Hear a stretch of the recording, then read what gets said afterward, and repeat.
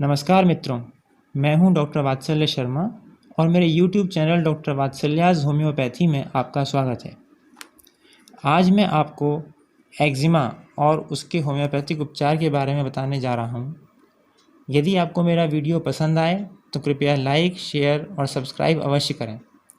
तो आइए शुरू करते हैं। एक्जिमा एक चर्म रोग है जिसमें रोगी को खाल पर अक्सर किसी एलर्जी के कारण बहुत खुजली, लाली, सूजन, मवाद युक्त फफोले पड़ जाते हैं।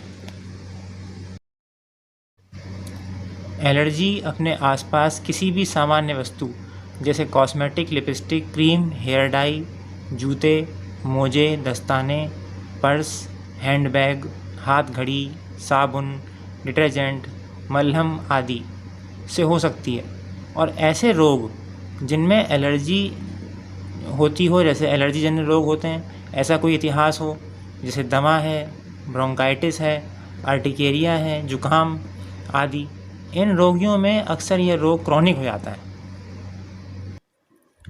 तेज खुजली होना, बिस्तर पर लेटते ही रोगी खुजलाने लगता है जब तक कि खून ना निकल आए। ठंडा पानी लगाने से कुछ आराम मिलता है। कुछ कुछ समय के अंतर से खुजली आती रहती है, जैसे कि कुछ हफ्ते में आ गई, कुछ महीने बाद आ गई, या कुछ दिनों के गैप से आ गई, या ऐसा होता है कि कुछ एक दिन आई, एक दिन छोड़कर आ गई। तो कुछ कुछ समय के अंतर से खुजली आती जाती रहती है। एल्यूमिना इसकी बहुत अच्छी दवा है।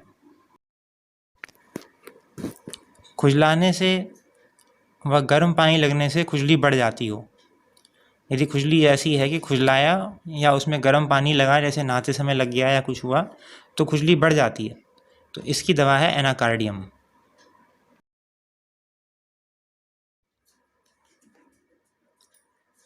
पेट की खराबी के कारण एक्जिमा होना, पेट खराब रहता हो, जीभ सफ़ेद हो जाती है, जीभ पे सफ़ेदी जमी रहती हो, खुजली व जलन का रात को बढ़ जाना, दिन भर तो ठीक रहा लेकिन रात तो खुजली बहुत बढ़ गई, तो इस ऐसे में एंटीम्क्लूडम बहुत अच्छी दवा है। ठंडे गीले मौसम में रोग बढ़ना, जैसे कि बरसात हुई या बहुत सर्दी पड़ी या मौसम में नमी हुई, ह्यूमिडिटी, उसमें रोग का बढ़ जाना, और खुजली सूखी रहती है। जहाँ एक्जिमा है वहाँ सूखापन रहता है, तो खुजली सूखी रहती है। ऐसे लक्षणों में आर्सेनिकम एल्बम दी जाती है, बहुत अच्छी दवा है।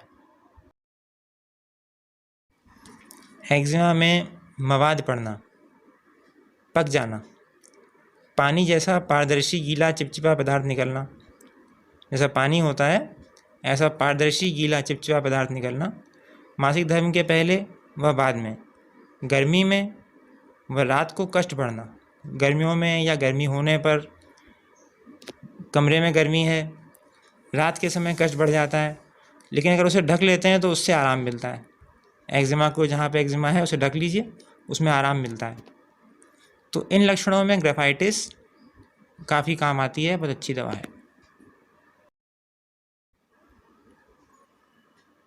एक्जिमा में मवाद पड़ जाना और गर्म कपड़ा लपेटने से आराम मिलना, माने कोई भी गर्म एप्लीकेशन है, अगर उसको एक्जिमा पे लगाते हैं, उस एरिया में लगाते हैं, तो उसमें आराम मिलता है। जो भी एक्जिमा पका हुआ है उसमें अगर आप हिपर सल्फ लेते हैं तो निश्चित ही आपको फ़ायदा करेगी। गीला एक्जिमा, वेट एक्जिमा, मवाद व फफोले युक्त एक्जिमा जिसमें बहुत खुजली हो रही हो, बुरी तरह से खुजलाता है मरीज, गर्म कमरे में या नम मौसम में, ह्यूमिडिटी में, और बिस्तर पर लेटे और तकलीफ़ बढ़ गई, बिस्तर पर लेटते ही बढ़ जाना, और पसीना बदबूदार होता है। तो ऐसे में मर्कसॉल एक बहुत अच्छी दवा होती है जिसको आप ट्राई कर सकते हैं। एक्जिमा में गाढ़ा हरा मवाद निकलना, फिर उसका सूख जाना, उसमें बहुत खुजली व जलन होना, रात में, सर्दियों में और बरसाती मौसम में तकलीफ़ का बढ़ जाना, और गर्मियों में राहत रहना। यदि ऐसा होता हो तो पेट्रोलियम उसके लिए बिल्कुल सही दवा है। बालों के किनारों में, हेयर मार्जिन्स में, सिर के पीछे की तरफ या जोड़ों में एक्जिमा होना। जो लोग खाने में नमक ज़्यादा खाते हैं, खाने में नमक की अधिकता होना, या फिर सी शोर्स पर रहते हैं, समुद्र किनारे रहते हैं, वहाँ पर रोग बढ़ जाता हो, तो उसकी दवा है नेट्रम म्यूर।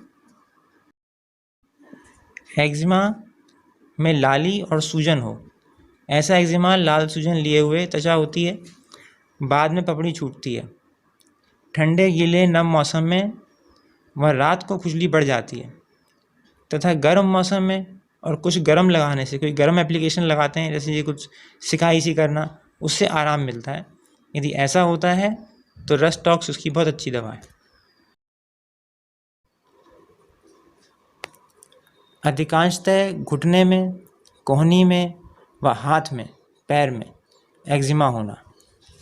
हाथ, पैर, घुटने, कोहनी में एक्जिमा होना, खुजलाने से कोई आराम न मिलना। खुजलाते जाइए, आराम नहीं मिलेगा। मौसम बदलने से, धुलाई करने से, बर्तन कपड़े धोने से, या पानी में अधिक काम करने से, जो लोग पानी में ज़्यादा काम करते हैं, नम मौसम में, बरसाती मौसम में रोग बढ़ जाता है, और गर्म लगाने से आराम मिलता है। तो ऐसे लोगों को सीपिया का सेवन करना चाहिए। सीपिया बहुत अच्छी दवा है। इन सभी दवाओं को 30C पोटेंसी में रोज़ सुबह शाम 4 गोली या 1 बूंद डाइल्यूशन की जीभ पर ले सकते हैं। अगर खाना खाने की कुछ देर पहले लेते हैं तो बहुत अच्छा है, या खाना खा चुके हैं उसके आधे पौन घंटे बाद लें तो अच्छा है। एकदम खाने के समय पर दवा को ना लें। इसे कुछ दिन सेवन करें, कुछ दिन सेवन करने से आराम पड़ने लगता है, और जब पूरा पूरा आराम पड़ जाए तो दवा को रोक दें। किसी भी प्रकार की शंका होने पर योग्य होम्योपैथिक चिकित्सक से परामर्श लेकर ही दवा का सेवन करें। ऐसा ना करें कि आप किसी शंका में हैं कि मैं ये लूँ कि मैं ये दवा खाऊं। उससे अच्छा है डॉक्टर के पास जाके आप उससे परामर्श लेकर ही दवा का सेवन करें। यह वीडियो केवल इन्फॉर्मेशन पर्पज़ के लिए है और यह कोई मेडिकल एडवाइस नहीं है। धन्यवाद।